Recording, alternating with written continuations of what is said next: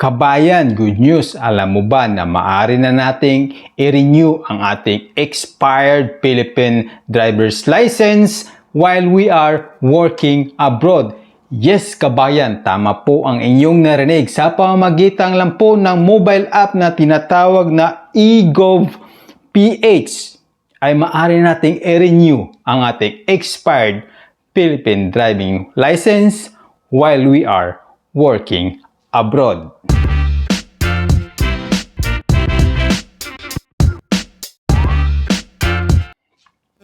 Welcome back puli kabayan, this is Dads from Dads Info TV na isa pong OFW based po sa Sudbury, Ontario, Canada. At kung bago ka pa lang sa ating channel kabayan, I invite you sa ating channel.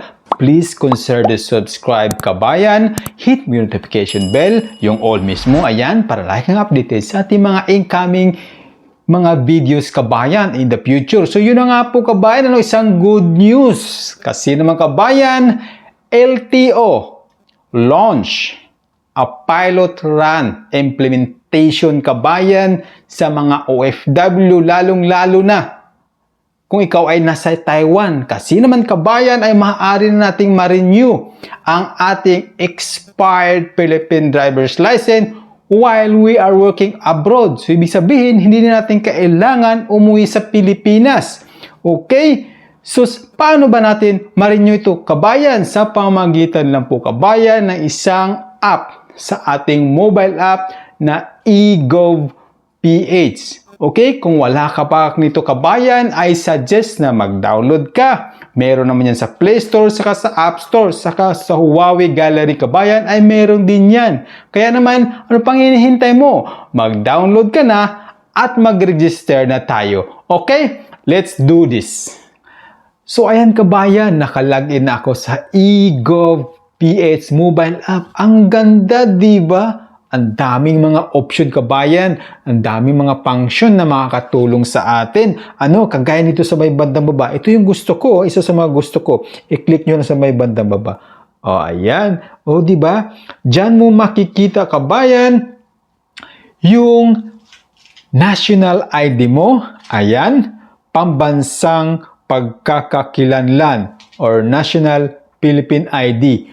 Ayan. Di ba? At pagkatapos nito kabayan, hindi lang yan.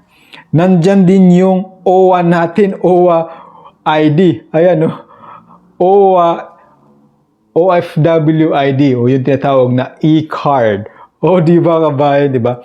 Pwede mo siya i-landscape, ayan, Yeah, ila-landscape mo lang siya. Di ba? Itatap mo lang siya ng ganun. Ang galing, Pwede mo siyang ma-enlarge yung QR code. Okay? Ang galing, di ba? Yan. So, meron tayong kopya na e-copy. Hindi mo na kailangan magdala ng physical na ID, ng Philippine ID, o kahit yung OFW e-card kapag wala ka pa. Okay? So, ano po ba mga ibang function dito kabayan? Dito sa may bandang kanan, nakita mo yung more. Okay? I-click nyo lang kabayan. May 3 dot yan. Okay? At dito nyo makikita yung sinasabi ko na maaari tayong mag-renew ng ating expired Philippine driver's license sa pamamagitan ng eGov.ph mobile app kabayan, lalong-lalo na kung ikaw ay nasa Taiwan. Okay? Napakaswerte ng taga-Taiwan kabayan kasi naman ang LTO run a pilot test dyan po sa Taiwan. So, i-click na natin. Ano pang hinihintay natin? Ayan, i-click nyo po yung OFW. Ayan. Ayan, 3 bagong option kabayan. Di ba? Napakagandang features to kabayan, bagong-bago. Yung una, yung OWA. Ayan, OWA. Tapos, electronic OEC. Sa baba is driver license renewal. Di ba? Napakagaling talaga ng ginawa ng eGov.ph. So, ano ba makikita natin sa OWA? Pag i-click mo yung OWA kabayan, dyan natin makikita ang ating mga personal information sa OWA. I-click mo lang yung I agree. Di ba? Andito ang ating mga personal information. Ayan. Pati yung history ng ating pagbabayad ng membership kabayan. So, dyan mo makikita. Sa OEC naman, kapag ka nakagawa ka ng OEC, ay dito magre-reflect din kabayan. Ayan, no? Oh, electronic OEC. Ayan. Oh.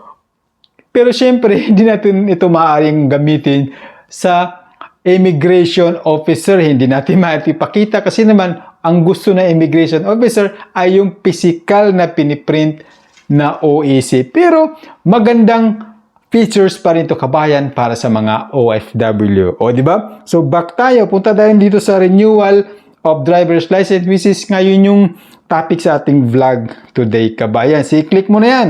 So, yan. Pag i-click mo, kabayan, ayan, no, may lumabas. Okay? Reminders. This OFW online renewal is only available for Taiwan as of the moment. Okay? As part of our pilot run implementation, kabayan. Pero di ba hindi na masama in the future, magagamit na rin to kabayan around the globe. Okay? So, i-close mo lang yan. At dito may mensahe mula po sa LTO. Basahin natin. Okay? Renew your Philippine driver's license while you are abroad. The Land Transportation Office o LTO recognizes the challenges faced by OFW in renewing their driver's license. That's why LTO has a program specifically designed for OFW to renew their licenses without having to travel back to the Philippines. O, di ba? Napakaganda, no? Sa may bandang baba, nakita natin, renew your driver's license. I-click mo lang yan, kabayan. Ayan. So, ayan, pagkatapos natin man-next, kabayan, andito tayo sa next steps, yung onboarding. Current driver's license information. Ano dito nakalagay? Mayroong agency, driver's license number. Dito sa agency, kabayan, medyo nalilito ako dito. Hindi ko alam kung anong dapat ko ilagay. O LTO Central Office ba? O yung Davao Regional Office ng LTO. Hinanap ko, kabayan, medyo magulo, ano? Kasi hindi naka-alphabetically order. Labo-labo, kabayan. Kaya naman kasi inisip ko kasi na dapat sa Davao ang ilalagay ko kasi kapag halimbawa ma-approve, alam ko hindi naman kasi sa Taiwan lang ito, ay kukunin na lang ng ating mga representante doon sa Davao, sa ating mga kapamilya. No? Pero wala talaga makita, kabayan. At saka ang gulo-gulo pa na nalagay dito ng mga LTO district offices. Ano? Siguro may doon may nalagay din dito na yung online office. Baka doon siguro, kabayan. Pero dahil nga ano lang naman ito for demonstration purposes, ay nilagay ko lang yung LTO main office. At pagkatapos, driver's license, makikita sa harapan ng ating lisensya. Tapos, dito, kabayan, yung expiry date ay kailangan din natin ilagay. Mahanap dyan sa harapan. At saka yung lisensya, serial card number sa likuran naman ng lisensya makikita. At saka i-upload nyo, kabayan, yung harap at likod ng inyong lisensya. Pagkatapos niyang, kabayan, ma-upload, ay kailangan nyo ng electronic signature. Madali lang naman yan. Pagkatapos, i-update nyo yung address nyo. Yan, kabayan. Pagkatapos, i-next nyo na. At reviewin nyo, kabayan, kung tama yung mga information. At i-submit nyo, kabayan. Okay? So, pagka-submit ko, ito yung lumabas. May na-receive akong email. Your account is currently under verification by our administrator. This process typically takes 24 to 48 hours. You will be notified once account is verified na, kabayan. So, may na-receive nga akong email. Ayan. We are pleased to inform you that your profile has been successfully completed and submitted for verification. Na-receive ko to sa aking email, kabayan. Mula po ito sa LTO team. Okay, ayan. At pagkatapos ng ilang oras, kabayan, ay na-receive ko na verify na daw ang aking kontrata. Ang aking account. At pagkatapos dito, kabayan, manalagay, we are pleased to inform you that your profile has been successfully verified. Our team. Now you can proceed with a driver's license renewal. Oh, di ba? Kaya naman dadali pumunta ako sa eGov.ph app, inopen ko uli. Okay, so ito yung lumabas. So pindutin mo lang yung driver's license renewal, kabayan. Okay, so pagkapindot ko niyan ay mapupunta tayo siyempre sa ating profile niyan. Pero bago yan, andito uli yung reminders. This OFW online renewal is only available for Taiwan as of the moment.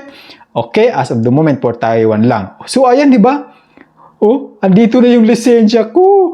Ayun dyan na kabayan. Abot kamay na talaga ang aking lisensya. Pati yung harap ay nandyan ng kabayan at pati yung likod. Okay? Abot kamay na talaga. Ay, naku, pero nung pinilit ko yung proceed for renewal kabayan ay wala talaga. Ayaw talaga mag-proceed kabayan dahil at saka may lumabas na message, user has active driving license kabayan. Kasi naman noong nakaraang buwan ay nag-renew ako gamit ng aking representative.